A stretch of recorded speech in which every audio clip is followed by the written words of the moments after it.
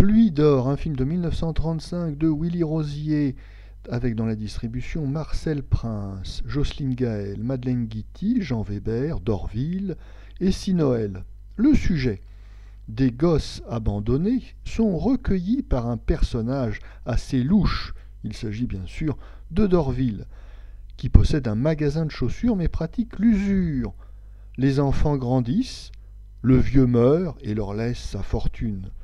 Les héritiers, qui n'ont obtenu que le magasin, les surveillent, ce qui les force à mener double vie.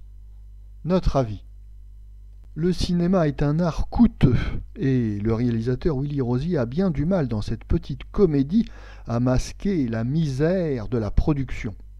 Une grande partie de l'action se déroule dans une boutique reconstituée avec beaucoup d'économies en studio. Tout ça est un peu tristounet, surtout pour une comédie. On aimerait un peu plus de clinquant, un peu plus de paillettes, car ce huis clos misérabiliste est assez démoralisant pour le spectateur. Alors évidemment, quand on n'a pas beaucoup d'argent, le mieux c'est de tourner des scènes en extérieur. C'est ce qu'essaye Willy Rosier ici avec quelques scènes bucoliques de guinguettes. Scène fort bien réussie, même si évidemment ce n'est pas Partie de campagne de Jean Renoir 1936, mais enfin ça a le mérite de donner un peu d'oxygène au film. Notons d'ailleurs que la misère n'est pas une fatalité au cinéma, comme le démontrera magnifiquement Billy Wilder en 1934 avec Mauvaise graine, un film réalisé de briques et de broc avec des bouts de ficelle et qui au final est un petit chef-d'œuvre, très cinéma comme on disait à l'époque.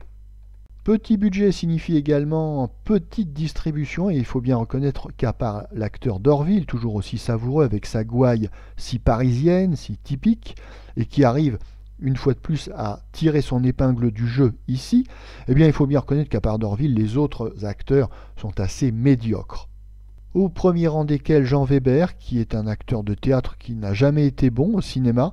On s'étonnera par ailleurs du sous-emploi de la délicieuse Jocelyne Gaël, qui est cantonnée à un troisième rôle, où d'ailleurs elle est mal dirigée par Willy Rosier.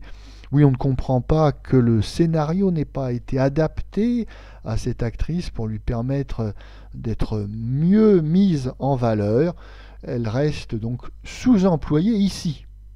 Mais malgré ses défauts, cette petite comédie réserve de bonnes surprises aux spectateurs, puisqu'on se surprend soi-même à rire à certaines séquences, à certains gags.